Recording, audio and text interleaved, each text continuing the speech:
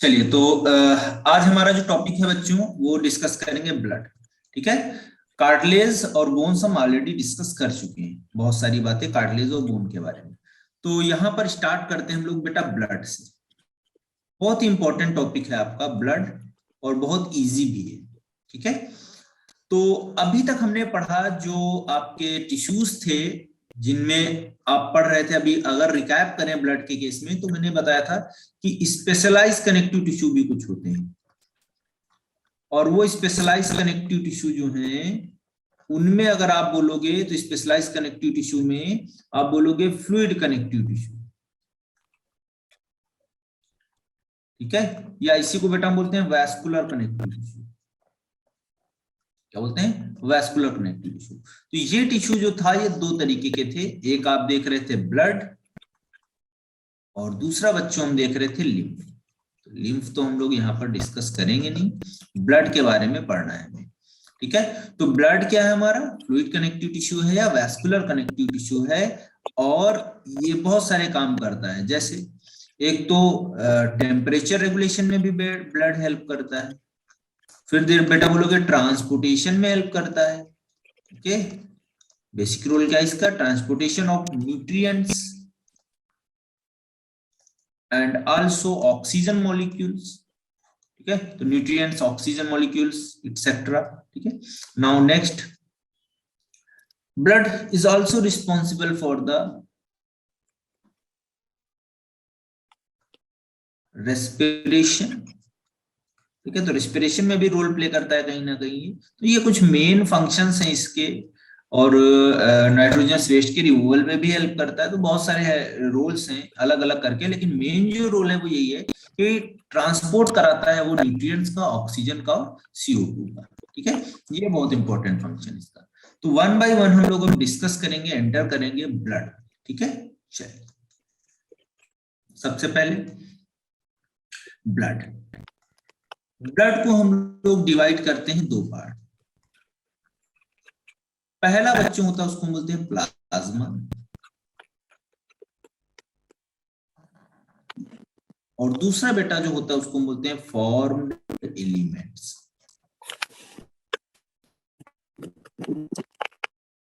या इसी का दूसरा नाम बेटा ब्लड कॉर्पस्कल्स।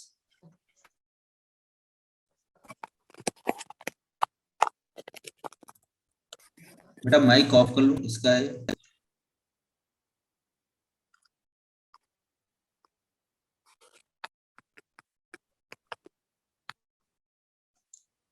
तो ब्लड में दो पार्ट, एक बेटा प्लाज्मा और दूसरा बेटा फॉर्म एलिमेंट्स या ब्लड कॉर्पस्कल्स। प्लाज्मा की बात करते हैं सबसे पहले। प्लाज्मा में आप बोलोगे जो ब्लड का है वो कितना है? 45% के आसपास। और फॉर्म एलिमेंट्स जो है वो कितना है? तो बच्चों आप बोलोगे 55%। ब्लड का दो पार्ट, एक 45% अनदर वन इज द 55%। अब ब्लड जो है ये बेटा कैसा है? एक ऐसा टिश्यू जिसको हम बोलते हैं fluid connective tissue. Fluid connective tissue, और फ्लूइड कनेक्टिव टिश्यू है तो ये आप बोलोगे फ्रीली मूवेबल होगा। ब्लड भाई देखो पूरा मूव करता है कि नहीं? आराम से। और आप बोलोगे क्यों मूव करता है? क्योंकि यहाँ पर फाइबर्स वाला कुछ कॉन्सेप्ट ही नहीं है मैट्रिक्स में। अगर फाइबर होता तो ये मूव ही नहीं कर पाता है ना। ब्लड जो है एक ही जगह पे रहता, तो फाइबर्स नहीं है यहाँ पे। फाइबर्स अगर होंगे तो मूव नहीं कर पाएगा। तो एक ऐसा ब्लड, ऐसा एक फ्लूइड कनेक्टिव टिश्यू है मेसोडर्मली डिराइव्ड, जो फ्रीली मूवेबल है और फाइबर्स वहां पर आप बोलोगे बेटा एब्सेंट होते हैं। ठीक है। ये बात ध्यान रखिएगा। प्लाज्मा में जो मेन रोल है अगर आप देखोगे, इसमें जो कॉन्स्टिट्यूएंट्स हैं जो उनका रोल है और कौन से कॉन्स्टिट्यूएंट्स हैं, तो फर्स्टली आप बोलोगे कोलाइड्स, और दूसरा जो मेजर पार्ट है वो है क्रिस्टलाइड्स। कोलाइड्स एंड क्रिस्टलाइड्स दो पार्ट। कोलाइड्स में बच्चों प्रोटीन्स बहुत सारी मिलेंगी आपको, प्रोटीन्स मिलेंगी, अभी मैं डिस्कस करूंगा आगे। कोलाइड्स में आपको साल्ट्स वगैरह, आयंस वगैरह मिलेंगे। ठीक है। वो चीजें मिलेंगी। तो देखिए प्रोटीन में आप बोलोगे क्या क्या है इसमें। एक प्रोटीन मैं लिख रहा हूं फाइब्रिनोजेन। कौन सी प्रोटीन है? फाइब्रिनोजेन, ठीक है, फाइब्रिनोजेन प्रोटीन। दूसरा आप बोलोगे एल्बुमिन। तीसरा बेटा आप बोलोगे फाइब्रिनोजेन, एल्बुमिन, और तीसरा देखिए आप बोलोगे इसके बाद में वो कौन सा है आपका, तो आप बोलोगे ग्लोबुलिन। तो तीन तरीके की यहां पर आपको प्लाज्मा में प्रोटीन्स मिलेंगे। काम देखिए, फाइब्रिनोजेन जो होती है वो ब्लड क्लॉटिंग में रोल पार्टिसिपेट करती है। तो आप बोलोगे ब्लड का क्लॉटिंग करने के लिए रिस्पॉन्सिबल प्रोटीन कौन सी है, फाइब्रिनोजेन।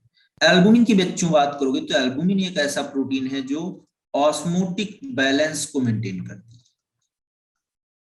इसको मेंटेन करती है, ऑस्मोटिक बैलेंस को मेंटेन करती है।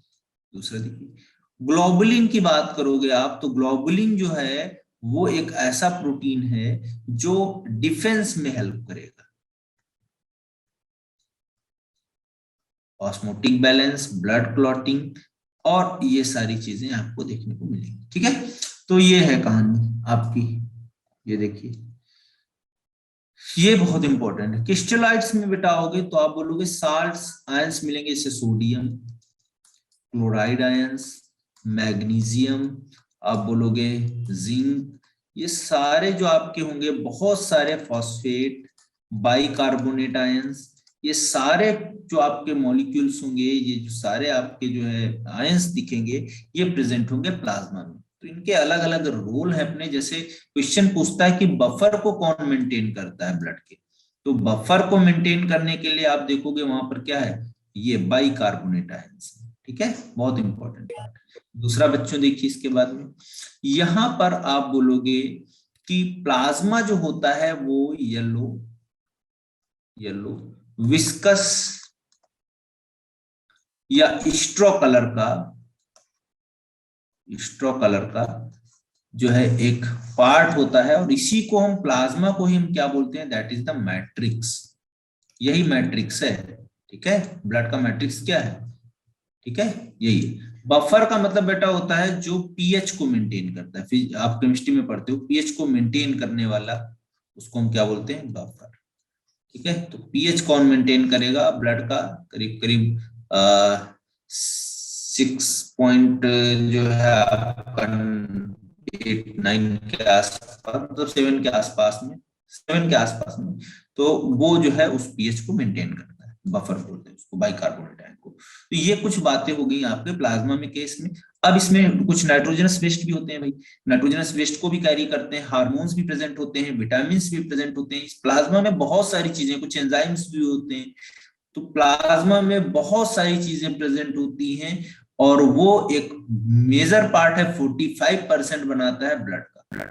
अब अगला क्वेश्चन हमारा आता है कि भाई चलो ये सब प्लाज्मा की बात सही है, सब कुछ मीडियम प्रोवाइड कर रहा है, मैट्रिक्स बना रहा है, येलो कलर का है, स्ट्रॉ कलर का है, विस्कस है, पीएच को मेंटेन कर रहा है, और जो है डिफेंस के लिए ग्लोबुलिन प्रोटीन है, एल्बुमिन प्रोटीन है, ऑस्मोटिक बैलेंस कर रहा था, ऑस्मोलैरिटी को मेंटेन कर रहा है, फाइब्रिनोजेंस है, ब्लड क्लॉटिंग करा रहा है। तो ये सब बहुत सारी बातें थी, सब हम लोगों ने डिस्कस कर लिया। अब इसके बाद में देखेंगे हम लोग,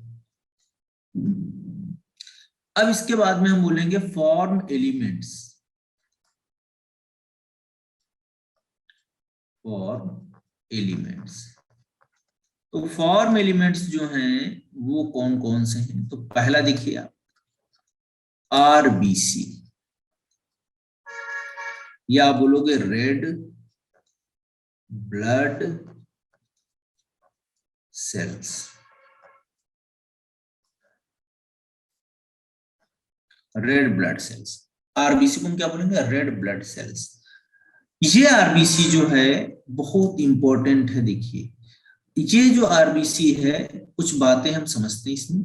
आप बोलोगे इनका अमाउंट कितना होगा ब्लड के अंदर, रेड ब्लड सेल्स, या इनको एरिथ्रोसाइट्स भी बोलते हैं, दूसरा नाम भी लिख लो, एरिथ्रोसाइट्स, सारे नाम जरूरी है। तो एरिथ्रोसाइट या आप आरबीसी बोलोगे, तो इनका अमाउंट कितना है, सबसे पहली बात। तो अमाउंट इनका रहता है बेटा, आप बोलोगे 5 to 5.5 मिलियन पर क्यूबिक सेंटीमीटर, ठीक है, पर क्यूबिक सेंटीमीटर। क्लियर? तो ये कहानी है भाई इसकी जो है, फीमेल में थोड़ा कम होता है, मेल में थोड़ा ज्यादा होता है। तो अब देखते हैं आगे अमाउंट के बाद में।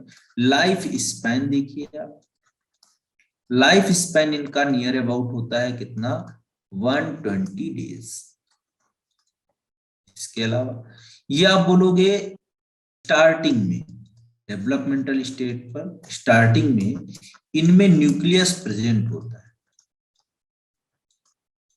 बट जब आप बोलोगे ये मेच्योर हो जाएंगी, तो मेच्योर जो आरबीसीज होती हैं उनके अंदर आपको जो है न्यूक्लियस देखने को नहीं मिलेगा। तो न्यूक्लियस क्या होगा, अब्सेंट हो जाएगा। न्यूक्लियस क्या होगा, अब्सेंट होगा। इसी के साथ साथ यहाँ पर सेल ऑर्गेनेल्स भी अब्सेंट होगा, ठीक है। तो न्यूक्लियस और सेल ऑर्गेनेल्स दोनों अब्सेंट यहाँ पर होंगे मेच्योर आरबीसी के केस में। अब इस मेच्योर आरबीसी के बाद में देखिए आप यहाँ पर इसका शेप जो होता है वो कैसा होता है। तो शेप में आप बोलोगे ह्यूमन के केस में सर्कुलर दिखेगा आपको, एनसीईआरटी में आपका स्ट्रक्चर बना हुआ है सर्कुलेटरी सिस्टम। सर्कुलर के अलावा आप बोलोगे बाई कॉनकेव होगा, ठीक है, ऐसा होगा, बाई कॉनकेव होगा, ठीक है, और इन्यूक्लिएटेड होगा, जो कि मैं पहले ही आपको बता चुका, ठीक है। अब देखते हैं आगे इसके बाद में। तो यहाँ पर सर्कुलर और बाई कॉनकेव के बाद में इनके केस में क्या होगा देखते हैं। तो ये आरबीसी है, मान लो आरबीसी के अंदर यहाँ पर एक जो है स्ट्रक्चर प्रेजेंट होता है प्रोटीन का, उसको बोलते हैं हीमोग्लोबिन का प्रेजेंट होता है, हीमोग्लोबिन। और हीमोग्लोबिन जो है बेटा ये आप बोलोगे ये फेरस प्रोटीन, मतलब आयरन कंटेनिंग प्रोटीन, फेरो प्रोटीन बोलते हैं इसको, फेरस प्रोटीन या फेरो, आयरन मतलब फेरो प्रोटीन। तो ये फेरो प्रोटीन जो होती है इसका काम क्या है बच्चों, तो ये बोलोगे आप ये ऑक्सीजन को कैरी करती है, ऑक्सीजन को क्या करती है, कैरी करती है। तो बहुत इंपॉर्टेंट है ऑक्सी हीमोग्लोबिन बनाने के लिए हीमोग्लोबिन का पाया जाना आरबीसी के अंदर। अभी इतनी बात हुई थी कि आरबीसी में एक बात और क्वेश्चन पूछता है आपसे कि भाई आपका 100 जो ml है ब्लड का, क्वेश्चन बहुत बार पूछा गया है, उसके पास कितना ग्राम हीमोग्लोबिन है। तो आप बोलोगे 15 ग्राम के आसपास, ऐसे मेजरली हम लोग लिख लेते हैं 12 to 16 ग्राम, 15 ग्राम में ले लेता हूं। आप बोलोगे कि 1 ग्राम जो हीमोग्लोबिन है, 1 ग्राम जो हीमोग्लोबिन है वो कैरी करता है ऑक्सीजन कितना, तो आप बोलोगे 1.34 ml ऑक्सीजन को कैरी करता है या बाइंड करता है, ठीक है, इतना कैरी करता है 1 ग्राम। तो आप बोलोगे 15 ग्राम हीमोग्लोबिन जो है भाई ये क्या करेगा, तो आप बोलोगे 15 into 1.34, तो टोटल आ जाएगा आपका करीब करीब 19.4 ml या 20 ml के आसपास। तो 100 ml ब्लड आपको देखने को मिलेगा, कितना जो है आपका ऑक्सीजन कैरी करता है, तो आप बोलोगे 19.4 ml के आसपास कैरी करता है, ठीक है, कितना करता है 19.4 ml के आसपास करता है। 15 ml के आसपास उस 100 ml ब्लड में 15 ग्राम के आसपास क्या होगा, हीमोग्लोबिन प्रेजेंट होगा। ये क्वेश्चन कई बार पूछा गया है। 20 के आसपास कोई प्रॉब्लम नहीं, ठीक है, एक ही बात। तो आगे बढ़ते हैं इसके बाद में। अब जो बाकी जो इंडिविजुअल्स होते हैं उनमें आप देखोगे वर्टिब्रेट्स जो हैं दूसरे, एक्सेप्ट मैमल की बात करोगे अगर, तो उसमें आप देखोगे बहुत अलग अलग तरीके के, जैसे एम्फीबियंस में जो है आपका ओवल शेप का हुआ या अलग तरीके के जो है स्ट्रक्चर्स देखने को मिलेंगे आरबीसी के, तो वो सब अलग तरीके का है। न्यूक्लियस कहीं कहीं पे प्रेजेंट है, कहीं कहीं पे एब्सेंट है, तो वो सब ज्यादा नहीं इश्यू है, बस इतना क्वेश्चन पूछता है आपसे। अब बच्चों इसके बाद में बात आती है कि जो आपकी आरबीसी है, जो रेड ब्लड सेल्स हैं, ये बनती कहां पर? तो आप बोलोगे जो लॉन्ग बोन होती हैं उनके बोन मैरो में बनती हैं। बनती हैं बोन मैरो में बनती हैं, ठीक है। और बोन मैरो में बनती है तो वहीं पे आप बोलोगे कि आरबीसी का जो फॉर्मेशन होता है, और बीसी का फॉर्मेशन होता है उसको क्या बोलते हैं? हीमोपोइसिस। यानी कि आप ब्लड का फॉर्मेशन बोल सकते हो हीमोपोइसिस, और इथ्रोपोइसिस बोलोगे तो आरबीसी का फॉर्मेशन हो जाएगा स्पेशली, ठीक है। तो आरबीसी का फॉर्मेशन होगा यहाँ पर, हीमोपोइसिस बोलेंगे, उसी में आपके बाकी भी सेल्स बनेंगी। और ये लॉन्ग बोन में होता है, बोन मैरो में, और बोन मैरो में जो सेल्स होती है उनको बोलते हैं स्टेम सेल्स। और इन स्टेम सेल्स का एक स्पेसिफिक नाम होता है haemopoietic stem cells, HPSC, haemopoietic stem cells, ठीक है। बहुत इंपॉर्टेंट पार्ट है ये आपका जो भी है ब्लड के केस में। अब ब्लड में बच्चों जो है मैक्सिमम बातें हम लोगों ने डिस्कस कर ली हैं। कुछ और भी चीजें हैं, जैसे ब्लड का अगर लेवल बढ़ जाता है, ठीक है, ज्यादा नंबर हो जाता है, ठीक है, तो आप बोलोगे पॉलीसाइथेमिया टाइप में ये सब कंडीशंस आती हैं, ठीक है। तो आगे बढ़ते हैं हम लोग इसके बाद में। यहां तक हम लोगों ने डिस्कस कर लिया आरबीसी को, ठीक है। आरबीसी में ज्यादातर बातें हम लोगों ने ऑलरेडी कर ली है, तो मुझे नहीं लगता अब और बात करने की जरूरत है आरबीसी के केस में। मेन मेन चीजें भी सारे हम लोगों ने डिस्कस कर ली हैं। और अब हम लोग आगे बढ़ेंगे, इसके बाद में हमारा जो नेक्स्ट है उसकी बात करेंगे। हाँ, एचपीएससी का मतलब होता है बेटा haemopoietic stem cells, haemopoietic stem cells.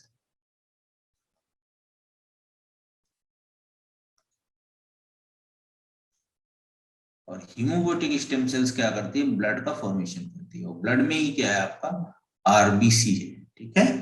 तो एक ही बात समझिए आप इसको, हीमोपोएटिक स्टेम सेल, ठीक है। चलिए, अब इसके बाद में बच्चों हम लोग नेक्स्ट अपना जो टॉपिक डिस्कस करने जा रहे हैं वो क्या है? W B C. कौन सा है? डब्ल्यू बी सी, या इसी का नाम है दूसरा क्या? ल्यूकोसाइट। कौन सा नाम है?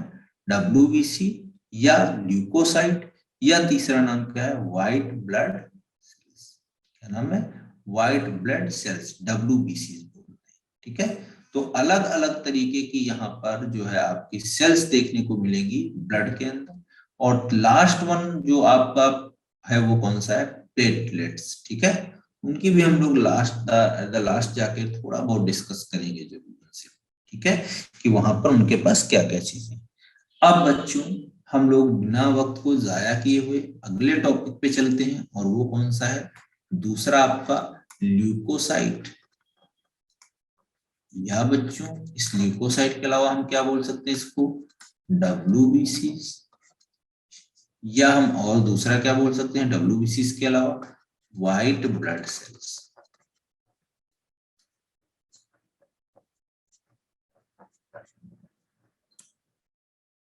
बहुत सारे नाम, तीन तीन नाम है यहाँ पर। देखने से ही पता चला, डब्ल्यूबीसी है ना, white blood cells and leukocyte, ठीक है। नोट करिए आप लोग, मैं तब तक पानी पी लेता हूँ।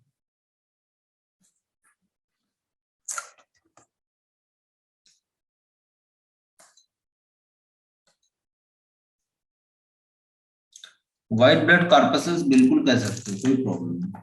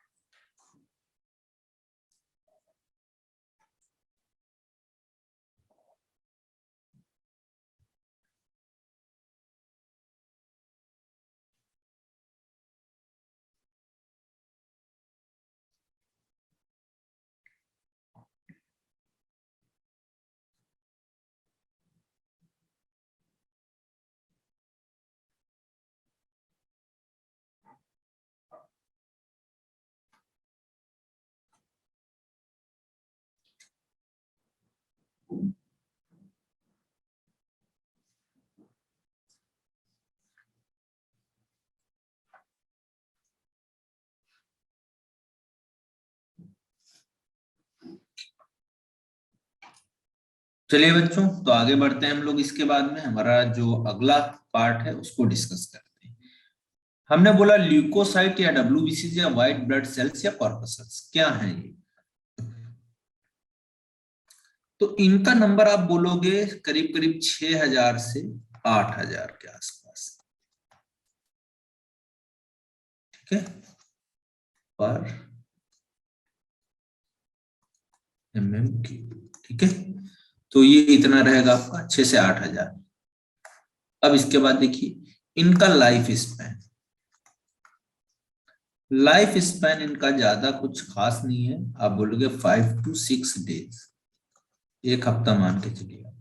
लाइफ स्पैन के बाद में बच्चों यहाँ पर ल्यूकोसाइट में हम देखेंगे कि सेल ऑर्गेनेल्स भी प्रेजेंट हैं,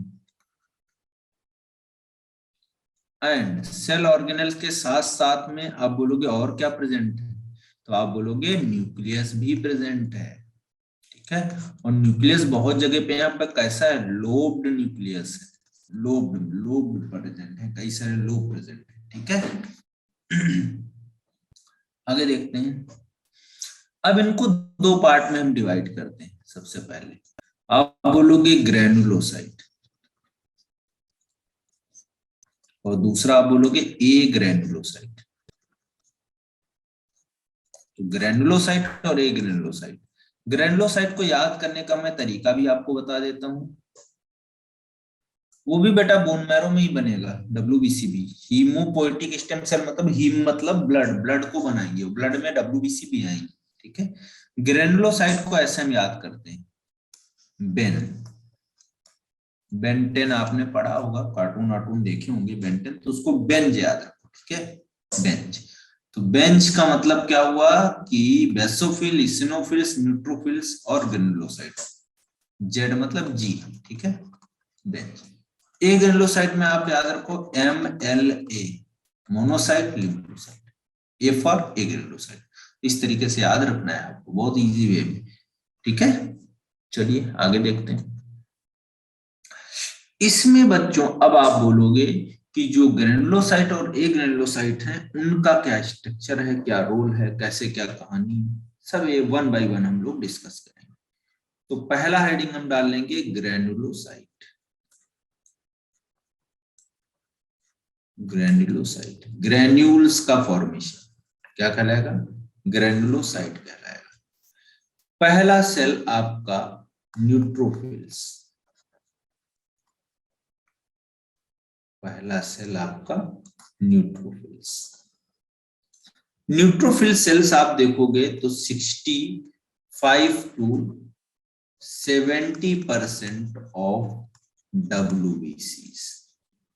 तो जितनी टोटल WBCs हैं उनका 60 to 70% पार्ट है, वो क्या है, न्यूट्रोफिल्स। न्यूट्रोफिल्स जो हैं बच्चों आप बोलोगे ऐसी सेल्स हैं जिनके पास में लोब्ड न्यूक्लियस प्रेजेंट है। क्या प्रेजेंट है, लोब्ड न्यूक्लियस प्रेजेंट है। देखिए जैसे आप बोलते हो पॉलीमॉर्फिक लोब्ड न्यूक्लियस, PMNL, ठीक है। तो ये जब इनका स्ट्रक्चर बनाएंगे, ये मान लिया हमने WBC है, कलरलेस है, ठीक है, इसमें कलर नहीं होता है क्योंकि पिगमेंट एब्सेंट होता है यहाँ पर, कलर। ये सेल है मान लो। अब सेल के पास में जो न्यूक्लियस आप देखोगे वो न्यूक्लियस कुछ ऐसा होगा, मल्टी लोब्ड, कई सारे लोग ऐसे। तो ये न्यूक्लियस देखिए मल्टी लोब न्यूक्लियस हो गया, लोब्ड न्यूक्लियस इसकी कैरेक्टरिस्टिक है, इसकी कैरेक्टरिस्टिक है लोब्ड न्यूक्लियस। बाकी ग्रेन्यूल तो प्रेजेंट ही होंगे यहाँ पर इसके साइटोप्लाज्म में। तो आप बोलोगे ग्रेन्यूल प्रेजेंट है, तो हम बोल दे रहे हैं कि भाई ग्रेनुलोसाइट्स भी हैं, ठीक है। अब देखिए लोब्ड न्यूक्लियस PMNL जो है, इसके बाद में न्यूट्रोफिल्स, ये ऐसी सेल्स हैं जो आप बोलोगे फर्स्ट सेल्स हैं, फर्स्ट सेल्स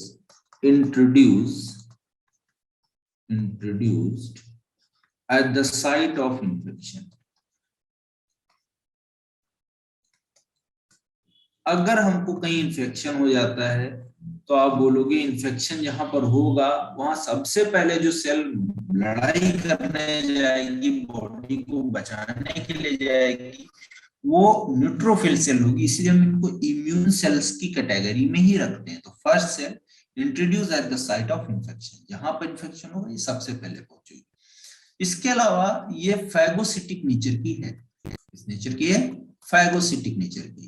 फैगोसिटिक नेचर का मतलब क्या है? ये बेटा खा जाती है, इनगल्फ कर जाती है, ठीक है, इनगल्फ कर जाती है, इसीलिए हम फैगोसिटिक नेचर की है ये भी बोल रहे हैं, ठीक है।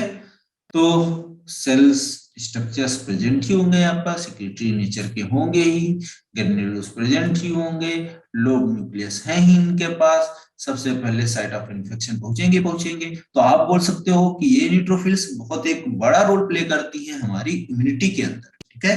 तो they are still the part of the immune system, okay. So that's why they known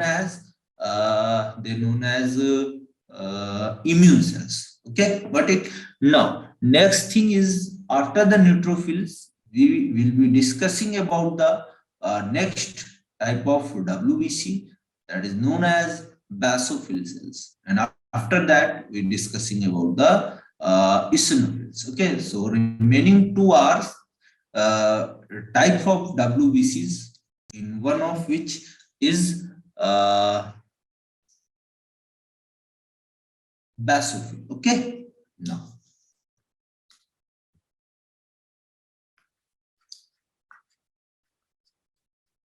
basophil.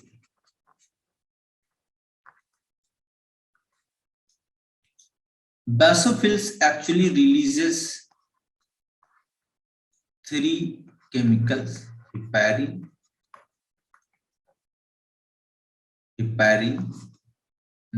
Now after the heparin there is serotonin, and last one is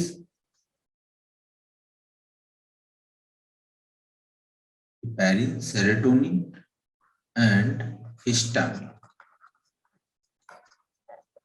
okay. So basically 3 basophilic granules are present. One is the heparin, and that is the serotonin, and third one is the histamine.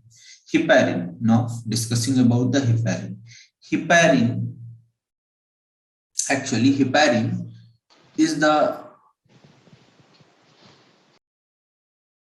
anticoagulant in nature, मतलब they prevent the blood clotting, blood को clot होने से बचाता है। Serotonin की बात करोगे तो सेरोटोनिन जब भी आप बात करोगे तो सेरोटोनिन जो है आपका वो क्या करेगा? It works as a vasoconstrictor, okay, and histamine act as a vasodilator.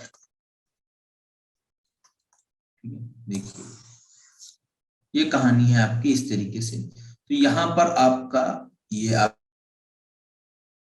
Nucleus present होगा, तो न्यूक्लियस इसका बेटा ऐसा कुछ बाइलोप टाइप का ऐसा होगा, ठीक है, ये न्यूक्लियस है इसका। एनसीईआरटी में सारे डायग्राम बने हुए हैं आपके, ठीक है, तो टेंशन लेने की जरूरत बिल्कुल नहीं। अब दूसरा देखते हैं। तो काम सबका पता है, एंटीकोगुलेंट मतलब ब्लड को क्लॉटिंग से बचाती है। वैसोकॉन्स्ट्रिक्टर का मतलब क्या है? ब्लड वेसल का ल्यूमेन जो होता है, ये ल्यूमेन जो है कॉन्स्ट्रिक्ट कर देता है, कम कर देता है, छोटा कर देता है, कॉन्स्ट्रिक्ट कर देता है ना, वैसोकॉन्स्ट्रिक्टर बोलते हैं। वैसोडाइलेशन का मतलब क्या है? जितना डायमीटर है उससे भी ज्यादा वो क्या करे? फैला दे, तो आप उसको क्या बोलोगे? वैसोडाइलेटर, ठीक है। तो वो ब्लड जो है जो बहता है उसको जो है उसको रेगुलेशन में भी ये लोग हेल्प करते हैं, ये chemicals. basophil is the very important structure, okay. Now next one is the third, and that is known as eosinophils.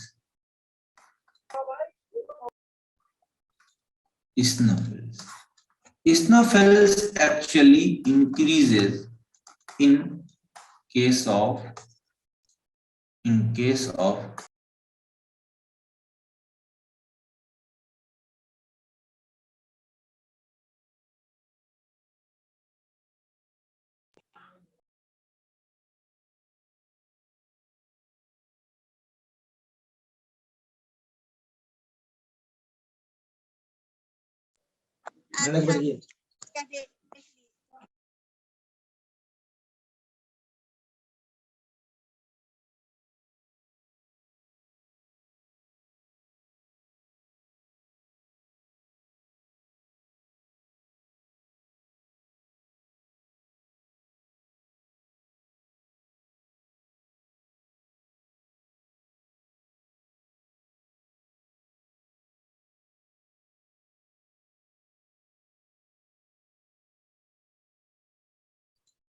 हाँ, तो बेटा हम लोग यहाँ पर बोले कि स्नोफिल्स जो हैं वो क्या होंगे, एलर्जिक केस में बढ़ जाएंगे। ठीक है, तो इनका अमाउंट ज्यादा मिलेगा आपको स्नोफिल्स का।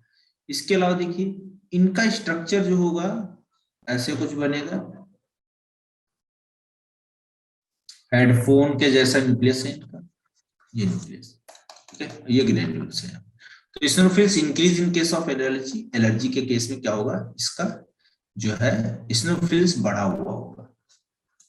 अगला देखते हैं, स्नोफिल्स का अगर आप अमाउंट देखोगे तो आप बोलोगे करीब करीब 3 to 5% के आसपास होता है। ठीक है, इससे ज्यादा नहीं होता है, 2% के आसपास। और बेसोफिल का अमाउंट 1 से भी कम होता है, 1% से कम होता है। ठीक है, तो अलग अलग कहानी है इसमें। ठीक है, चलो आगे देखते हैं बच्चों। इसके बाद में हम एलर्जी क्या होता है, एलर्जी नहीं जानते हो, डस्ट पार्टिकल कोई बॉडी के अंदर आ जाते हैं, छींकने लगते हो, आप बाहर निकालने लगते हो। किसी को डस्ट से एलर्जी होता है, किसी को बहुत सारे होते हैं ना फैक्टर, तो उसी को एलर्जी बोलते हैं। जब बॉडी हमारा एबनॉर्मल रिस्पॉन्स करने लगता है, हमारा इम्यून सिस्टम ओवर एक्सप्रेशन करने लगता है, तो उसको बोलते हैं एलर्जी। ठीक है, तो स्नोफिल्स हो गया आपका। स्नोफिल्स के बाद में अब हम जो है एंट्री करेंगे, आपका जो दूसरी सेल्स थी हमारी उनकी बात करेंगे। और वो सेल्स कौन सी थी बेटा, आपकी agranulocyte cells. Okay, now in case of agranulocytes, हाँ परफ्यूम से भी हो सकता है।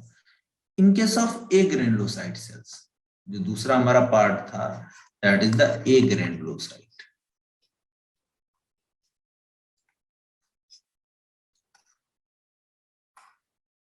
क्या बोलोगे, ए ग्रेनुलोसाइट। और ए ग्रेनुलोसाइट को अगर देखोगे तो दो हैं यहाँ पर, एक आप बोलोगे मोनोसाइट, और दूसरा बच्चों आप क्या बोलोगे, मोनोसाइट के बाद में तो आप बोलोगे लिम्फोसाइट। मोनोसाइट जो होते हैं बेटा ये ब्लड में रहते हैं, कहाँ पाए जाते हैं, ब्लड में। और माइग्रेट करके ये आ जाते हैं कहाँ पर, तो आप बोलोगे माइग्रेट करके ये आ जाते हैं टिश्यू में। अब इनको हम मोनोसाइट नहीं बोलेंगे, अब इनको हम मैक्रोफेजेस बोलते हैं। क्या बोलते हैं, मैक्रोफेजेस। तो बड़े बड़े डेंड्राइट्स होंगे और जो दुश्मन होंगे उनको खाने में ये हेल्प करेंगी। जो मोनोसाइट थी वो ब्लड में आप बोलोगे प्रेजेंट होंगी, लेकिन टिश्यू में जब पहुंचोगे आप, है ना, एरियोलर टिश्यू वगैरह में, तो वहां पर यही मोनोसाइट और ज्यादा बड़ी होके किसमें चेंज हो जाती है, तो आप बोलोगे specially change in macrophages cells. ठीक है, अब मोनोसाइट के बाद में, तो मोनोसाइट को मतलब मैक्रोफेजेस को वांडरिंग सेल भी बोलते हैं। वांडरिंग सेल क्यों बोलते हैं, क्योंकि ये एक जगह पे रुकती नहीं ना, जगह जगह पूरा घूमा करती है बॉडी में। जहां जहां इनको एंटीजन लगेगा आने वाला है ज्यादा है, वहीं पे ये क्या होती है, मोनोसाइट सेल पहुंच के मैक्रोफेजेस सेल्स में कन्वर्ट हो जाती है। ठीक है, तो ये कहानी ध्यान रखिएगा। 20% से जो है आपका, सॉरी 10% के आसपास प्रेजेंट होता है डब्ल्यूबीसी का। लिम्फोसाइट में आप बेटा बोलोगे B and T lymphocyte. Lymphocyte में आप क्या बोलोगे, बी एंड टी लिम्फोसाइट। इस बात को समझते हैं, यहां से बहुत सारे क्वेश्चंस बनते हैं। देखिए आपके पास बोन है ये, अब इस बोन में जो है अंदर की तरफ जब आप जाओगे तो ये वाला स्ट्रक्चर मैंने बताया था, ये क्या होता है, बोन मैरो। क्या होता है, बोन मैरो होता है। ठीक है, कैसा होता है, बोन मैरो होता है। अब बोन मैरो में आप देखोगे दो चीजें, एक तो आपका बोलोगे बी सेल्स भी बनेंगी, और आप बेटा बोलोगे बी सेल्स के अलावा टी सेल्स भी बनेंगी।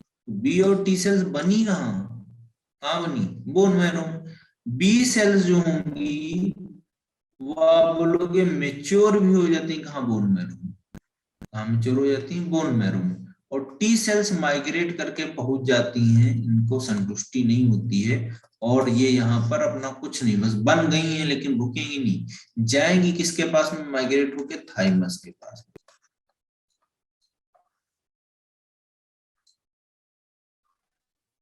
ठीक है, माइग्रेट कहाँ होगी, थाइमस में पहुंचेगी। और थाइमस में पहुंचने के बाद यहाँ पर इनका क्या होगा, एडुकेशन। एडुकेशन होगा, पलेगी बढ़ेगी आगे बढ़ेगी, है ना, मजबूत बनेगी। तो थाइमस में इनका एडुकेशन होगा और ये स्ट्रांग बन जाएंगे। तो ये कहानी थी आपकी जो है थाइमस ओरिएंटेड जो है। थाइमस बेटा ग्लैंड होती है, जो हमारा ये लंग्स होता है ना, ऐसे यहाँ पर, ये देखिए ऐसे, ये यहाँ पर एक ग्लैंड प्रेजेंट होती है, इसको हम थाइमस बोलते हैं। ठीक है, तो कैसी है ग्लैंड, ये वाला, ये थाइमस। ठीक है, तो एजुकेशन हुआ थाइमस में, और एजुकेशन होने के बाद में अब ये इनकाउंटर करेंगी एंटीजन से, और एंटीजन को आसानी से क्या करेंगी, मार देंगी, उसको खत्म कर देंगी। ठीक है, अब बेटा आगे देखते हैं। जब बी सेल्स होती हैं उनका काम क्या होता है, तो बी सेल्स, मान लो ये बी सेल्स है, ऐसे यहाँ पर आपका एंटीजन लगा और इन्होंने काम करना चालू किया और एंटीबॉडी प्रोड्यूस करने लगी। ठीक है, एंटीबॉडी क्या करने लगी, प्रोड्यूस करने लगी। तो जो ये एंटीबॉडी इन्होंने प्रोड्यूस किया, ये तो आया ब्लड में, कहा आया, ब्लड में। और ब्लड में जब एंटीबॉडी आता तो इसको हम बोलते हैं humoral immune response.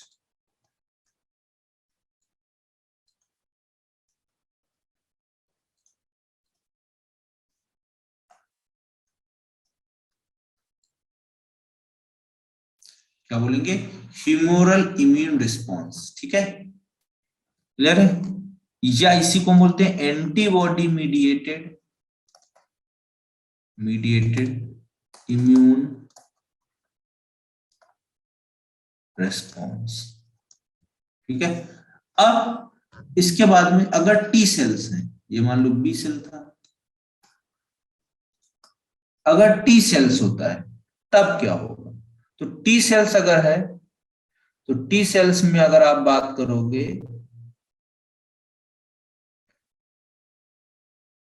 T cells में अगर बात करोगे, तो टी सेल्स जो होती हैं बेटा, बनी तो कहाँ, थाइमस में, माइग्रेट होके कहाँ पहुंच जाएंगी, तो आप बोलोगे कि ये पहुंच जाएंगी थाइमस में। और थाइमस में यहाँ पर इसका क्या होगा, रेगुलेशन। ठीक है, और रेगुलेशन होगा तो बेटा यहाँ पर एजुकेशन हो जाएगा इनका। अब इनके थ्रू जो एंटीजन मारा जाएगा उसको बोलते हैं सेल मीडिएटेड इम्यून सिस्टम या इम्यून रिस्पॉन्स। ये आपका क्या है, एंटीबॉडी मीडिएटेड इम्यूनिटी। ठीक है, और ये क्या आपका CMIS। ठीक है, CMIS, इसका मतलब क्या हुआ, सेल मीडिएटेड इम्यून सिस्टम। ठीक है, तो इसमें थाइमस जो है रोल प्ले करता है, और ये जो सेल्स होती हैं आपकी टी सेल्स होती हैं, ये रोल प्ले करती हैं। यहाँ पर जो सेल्स हैं वो आपकी कौन सी, बी सेल्स हैं। तो ऑलवेज याद रखिएगा, ह्यूमरल इम्यून रिस्पॉन्स में एंटीबॉडी मीडिएटेड होता है, और इसमें बी सेल का रोल है, वो पार्टिसिपेट करती हैं। जबकि आप बोलोगे CMIS में जो है आपका क्या बोलते हैं, थाइमस में टी सेल का जो है एजुकेशन होता है, उनका कंप्लीशन होता है। ठीक है, तो ये दोनों बातें ध्यान में रखिएगा। तो इसको हम क्या बोलेंगे, CMIS, लिम्फोसाइट और बी सेल्स को एंजाइम सिक्रीट करता है। लिम्फोसाइट एंजाइम तो बिल्कुल सिक्रीट नहीं करेगा, यहाँ पे कुछ ऐसा लंबा तो नहीं है ऐसा कुछ। हाँ, सेल के अंदर एंजाइम्स हो सकते हैं। ठीक है,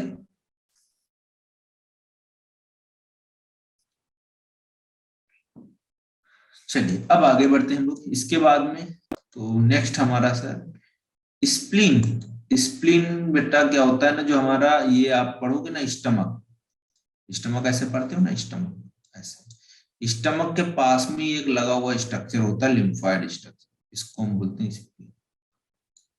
लिम्फोइड है तो आपको पता है काम किसमें करेगा, मदद में ही काम करेगा, कुछ ना कुछ आपका एंटीजन को पकड़ेगा। असली काम उन्हीं का यही है कि एंटीजन को पकड़ो, मारो, ट्रैप करो, यही काम है उनका। ठीक है, तो ये कहानी देखने को मिलेगी। तो यहाँ आपने पूछा जो वो मैं बता रहा हूँ, ये स्टमक है और स्टमक के ये वाला अभी पास में मैंने जो बनाया ये वाला स्ट्रक्चर, ठीक है, क्लियर है। तो ये थाइमस की कहानी है पूरी।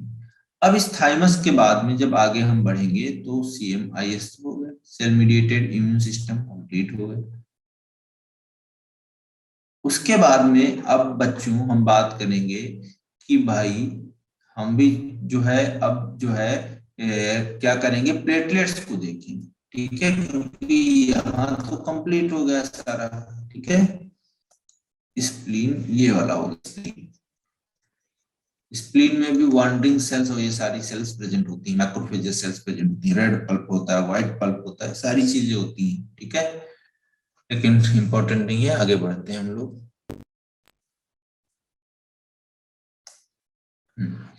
तो अगला हम बोलेंगे इसके बाद में प्लेटलेट्स।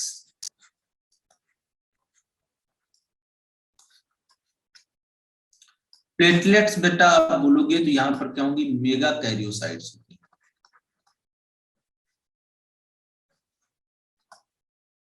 मेगा कैरियोसाइट जो होगा वो बेटा ब्रस्ट करेगा, और ब्रस्ट होने के बाद यहाँ पर कुछ फ्रेगमेंट्स दिखेंगे, और इन्हीं फ्रेगमेंट्स को बेटा हम क्या बोलेंगे, इन्हीं फ्रेगमेंट्स को हम क्या बोलेंगे, थ्रम्बोसाइट।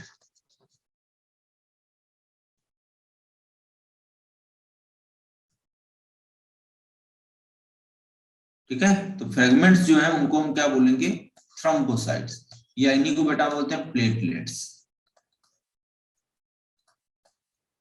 ठीक है, ये प्लेटलेट्स या थ्रम्बोसाइट बेटा किसमें हेल्प करेंगे, आप बोलोगे ब्लड की क्लॉटिंग में हेल्प करेंगे।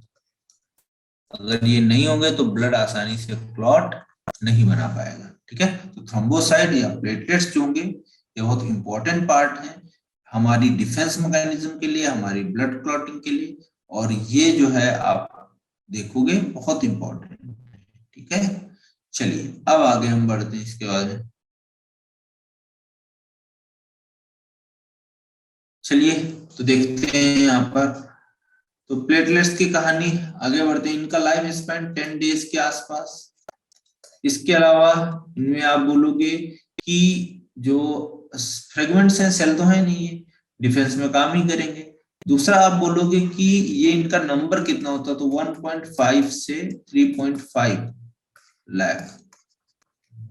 ठीक है, तो आप बोलोगे 1.15 से 3.5 तक जो है केसेस यहाँ पर देखे जा सकते हैं। ठीक है, तो सेल्स के, ठीक है, तो इनका नंबर सेल्स का कितना होगा, 1.5 to 3.5 लाख। ठीक है, केसेस देखने को मिलेंगे वहां पर बहुत सारा। ठीक है, तो मतलब सेल्स का नंबर 1.5 to 3.5। अब आगे बढ़ते हैं इसके बाद, इन प्लेटलेट्स के बाद में अब हमारा जो नेक्स्ट पार्ट बचेगा सर्कुलेटरी सिस्टम में, वो क्या है, तो आप बोलोगे जो है नेक्स्ट हमारा पार्ट जो बचेगा वो है आप पूछ सकते हो डाउट, ठीक है, कि कहाँ पे कोई प्रॉब्लम है क्या है, क्योंकि अभी 7 मिनट बाकी है आपकी। ठीक है, तो ब्लड हमने कंप्लीट कर लिया है, ठीक है, कोई दिक्कत वाली बात नहीं, ब्लड हमने अच्छे से कंप्लीट कर लिया।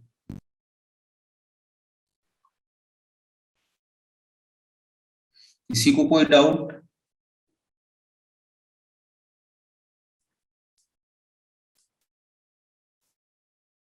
हाँ मनीषा आपने पूछा था, उसको मैं एक्सप्लेन किए दे रहा हूँ, जंक्शंस। चलिए देखते हैं जंक्शंस क्या होते हैं। जंक्शंस, तो जंक्शंस मैंने बोला कि इपिथेलियल जो सेल्स हैं वो आपस में जुड़ती हैं। अब जुड़ेंगी कैसे, तो आप बोलोगे या तो सेल से सेल जुड़ जाए, एक सेल ये दूसरी सेल ये जुड़ गई, जंक्शन हो गए। या आप बोलोगे ये सेल जो है किससे जुड़ जाए, ईसीएम से जुड़ जाए, एक्स्ट्रा सेलुलर मैट्रिक्स से जुड़ जाए। ठीक है, तो दोनों तरीके का जंक्शंस यहाँ पर देखने को मिलेंगे। एक तो हो सकता है कि सेल से सेल का जंक्शन, दूसरा बोल सकते हो सेल से जो है आपका किसका है, ईसीएम का जंक्शन। ठीक है, क्लियर है?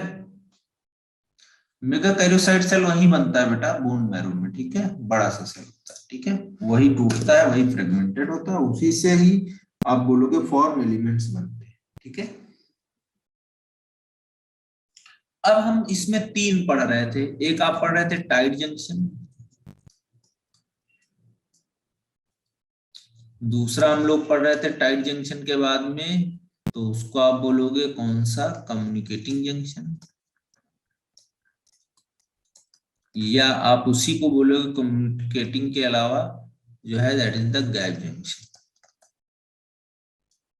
ठीक है। और तीसरा जो होता है आपका कम्युनिकेटिंग जंक्शन या गैप जंक्शन के बाद में, तो आप बोलोगे अधेरिंग जंक्शन,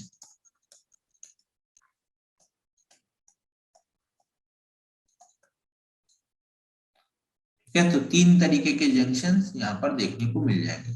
टाइट जंक्शन को समझते हैं हम लोग क्या है।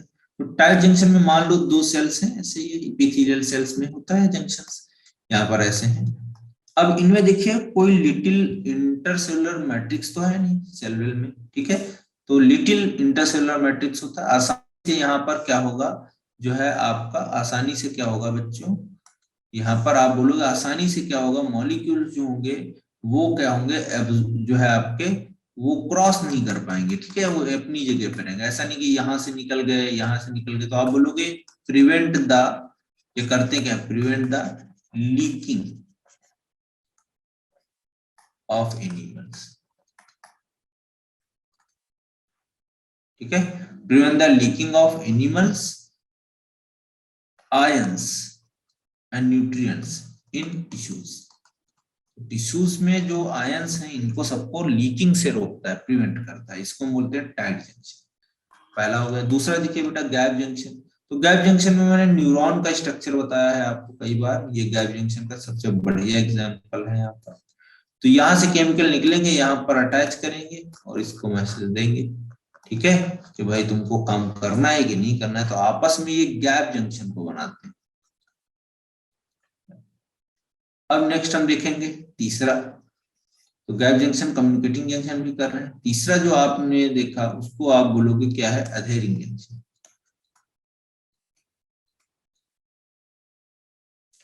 तो अधेरिंग जंक्शन का मतलब होता है चिपकने वाला, ग्लू, ठीक है, साथ में रहने वाला, दो सेल्स है ऐसे ऐसे ये आपस में, इसको क्या बोलेंगे, अधेरिंग जंक्शन। तो तीन तरीके के जंक्शंस हैं जो अलग अलग रोल पार्टिसिपेट करते हैं, अलग अलग तरीके से हेल्प करते हैं हमारी बॉडी।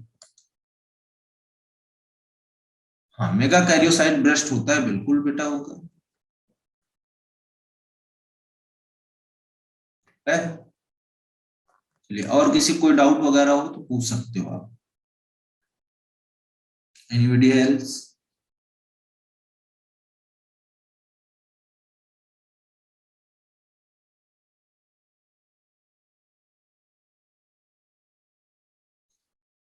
ठीक है, किसी का अगर कोई डाउट हो तो आप पूछ सकते हो।